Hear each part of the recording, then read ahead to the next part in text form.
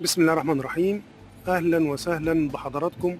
احنا النهاردة في حي السفارات في مدينة نصر. حي السفارات من الأحياء الراقية الحديثة اللي عماراتها كلها تقريبا جديدة، اللي موجودة في مدينة نصر، ومن الأحياء اللي دايما بنتسأل على وحدات فيه. الشقة اللي معانا النهاردة موجودة في العمارة المميزة الجميلة اللي قدامنا دي. العمارة 9 أدوار، الدور على شقتين، الشقة 220 متر. الشقة موجودة في الدور الرابع، وده دور مميز، مش عالي ولا قريب من الأرض، فعلشان كده ده من الأدوار المميزة. والشارع زي ما احنا شايفين شارع ما شاء الله هادي، نسبة الأخضر فيه عالية جدا. بتوصل لحي السفارات بعد ما بتخلص عباس العقاد، تبقى الحديقة الدولية على يمينك، بتخلص الحديقة الدولية وبتكمل على طول، بتوصل بسهولة لحي السفارات. نشوف المدخل ده قدام العمارة. الشقة في الاتجاه البحري الصريح، يعني الريسبشن والتراس اللي على الريسبشن بحري، والبحري دايما بينطلب مننا، واحيانا بعض العملاء بيشترطوا ان الشقة تكون بحري او غرف النوم على الاقل بتاعتها تكون بحري. هنا الريسبشن بتاعنا بحري، في هنا انتركم. نخش نشوف المدخل.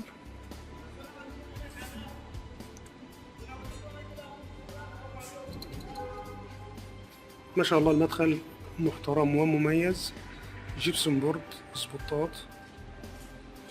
الاسانسير اللي هنا ميتسوبيشي واسع، من الاسانسير المميزة. نشوف الاسانسير.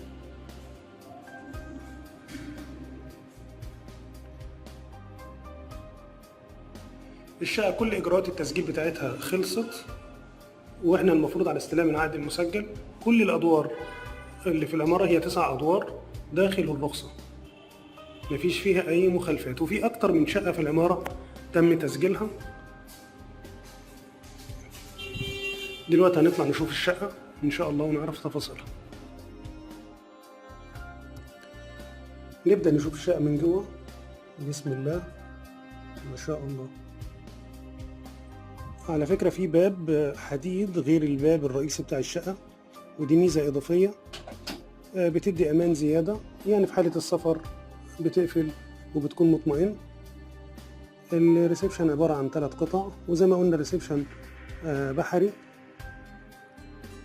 صريح على فكرة، شباك الريسبشن وكذلك البلكونة.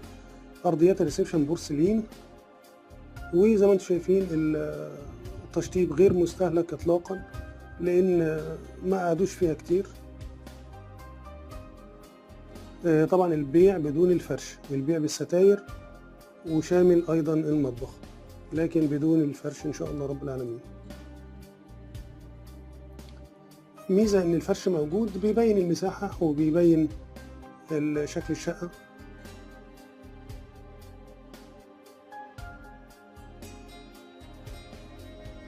الجزء اللي فيه السفرة طبعا أكبر، يعني قطعة كبيرة، والقطعتين التانيين أصغر شوية، لكن بيشيل قطعتين. وبنفتح نبص على البلكونة.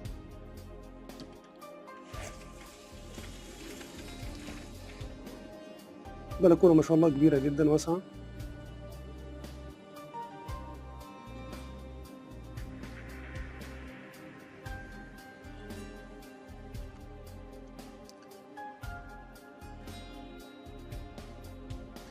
ندخل على طرقة التوزيع. أول حاجة هتقابلنا المطبخ. أنا عايز حضراتكم تشوفوا الأبواب، ما شاء الله الأبواب كلها أرو ماسيف، وكأنها لسه متركبة من أسبوعين، مش مستهلكة خالص. المطبخ معانا إن شاء الله داخل البيع، وأيضا المطبخ يعتبر جديد. المطبخ فيه غاز طبيعي. الشباك اللي قدامنا ده بيتفتح وفيه منشر وعليه حديد برضو.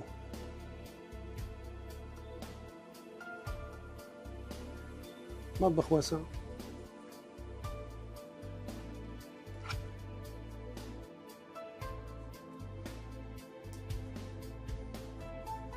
ومطبخ غير مستهلك اطلاقا، يعني شكله جديد زي ما احنا شايفين.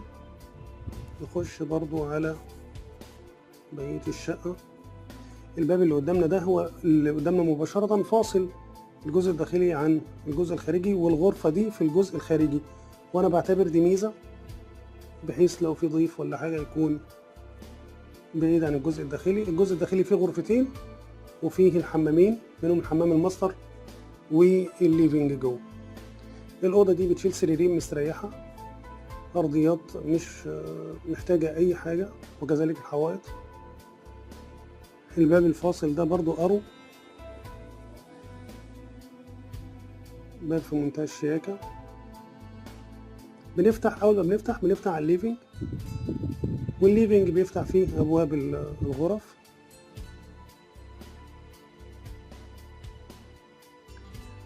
طبعا هو إن شاء الله البيع بدون الفرش، بنأكد تاني. الشقة كلها فيها ساوند سيستم. ده الحمام الرئيسي اللي بيخدم الغرفتين. طبعا كأنه برضو متشطب لسه قريب، مش مستهلك. وعلى فكرة الشقة معمول لها صرف خاص بيها بعيد عن صرف العمارة، ودي ميزة برضو إضافية عشان في حالة أي أعطال في الصرف تكون بعيدة عن الشقة تماما. ده كان بسبب إن المالك بيسافر كتير. وفي هنا بلكونة خلفية في الغرفة دي. ونخش بقى على الغرفة الماستر. لاحظوا الأبواب، ما شاء الله الأبواب كويسة جدا. دي الغرفة الماستر.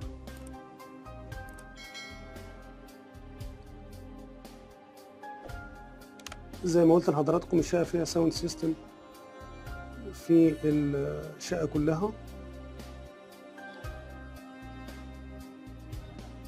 ده الحمام الماستر، برضو الحمام الماستر فيه بانيو، وكل الخلاطات اللي موجودة دي خلاطات إيطالي.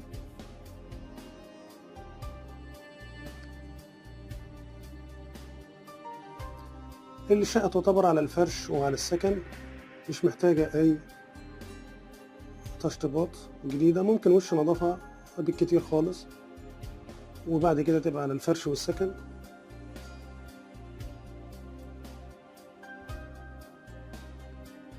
نتمنى نكون عرضنا حاجة كويسة لحضراتكم وعرضنا كل التفاصيل. في حالة الاتصال أرجو إن احنا نذكر الكود علشان نعرف احنا بنتكلم على أي شقة. وشكرا جزيلا لحضراتكم.